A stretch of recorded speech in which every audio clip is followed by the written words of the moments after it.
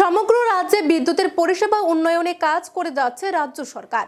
রাজ্য সরকারের উন্নয়নমূলক প্রকল্পের মধ্যে এডিসি এলাকায় সঠিকভাবে বিদ্যুৎ পরিষেবা পৌঁছানোর লক্ষ্যে বীরচন্দ্র মনু এলাকায় 8,10,68,961 টাকা ব্যয় করে 33 কেভি বিদ্যুতের সাবস্টেশন নির্মাণ করা হয়। 2019 সালের 26 আগস্ট এই সাবস্টেশনটি নির্মাণের কাজ শুরু হয়েছিল। সোমবার বিদ্যুৎ মন্ত্রী রতনলাল নাথের হাত ধরে এই প্রকল্পের শুভ সূচনা হলো। এদিন এই উদ্বোধনী অনুষ্ঠানে মন্ত্রী রতনলাল নাথের পাশাপাশি উপস্থিত ছিলেন মন্ত্রী শুক্লাচরণ নোয়াতিয়া, শান্তিরবাজার বিধানসভা কেন্দ্রের বিধায়ক প্রমোদ রিয়াং, শান্তিরবাজার পৌর পরিষদের chairman Swapna Baidya, vice chairman Satyabrata Saha, councillor Shyamlal Debnath সহ আরও অন্যান্যরা। অনুষ্ঠানে বক্তব্য রাখতে গিয়ে মন্ত্রী শুক্লাচরণ নোয়াতিয়া বিদ্যুৎ সাব সেন্টার নির্মাণে কত টাকা অর্থ ব্যয় হয়েছে এবং এই সাবস্টেশন নির্মাণ হওয়াতে কোন কোন এলাকার লোকজনেরা উপকৃত হবেন তা নিয়ে বিস্তারিত আলোচনা করেন। অপরদিকে বিদ্যুৎ মন্ত্রী রতনলাল নাথ নিজের বক্তব্যের মধ্য দিয়ে লোকজনদের কাছে সঠিকভাবে বিদ্যুৎ পরিষেবা পৌঁছে দিতে রাজ্য সরকার কি পরিকল্পনা হাতে নিয়েছে এবং পরিকল্পনা কতটুকু বাস্তবায়িত হয়েছে তা নিয়ে বিস্তারিত আলোচনা করেন।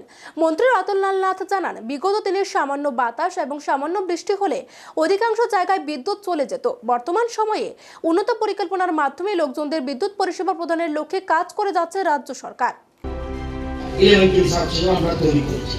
যত বেশি হবে তত বেশি লাভবান হবে, কারণ বিদ্যুতের যে ঝড় বৃষ্টির সময় বিভিন্ন সময় অসুবিধা যাতে না হয় সেই জন্য সরকার আমরা এগুলি চিন্তা ভাবনা করছি। আপনারা জানেন যে আগামী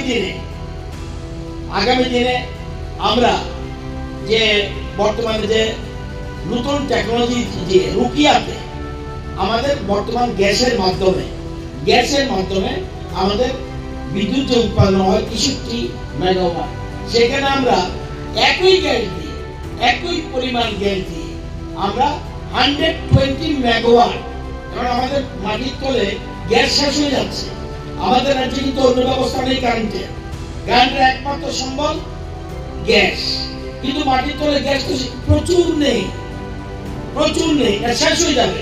সেই জন্য সেই পরিমাণ গ্যাস দিয়ে, যেটা দিয়ে 60 মেগাওয়াট উৎপন্ন হয়, আমরা সেখানে 120 মেগাওয়াট করার জন্য নতুন টেকনোলজির মাধ্যমে এবং সেটা আমরা করার জন্য প্ল্যান করেছি।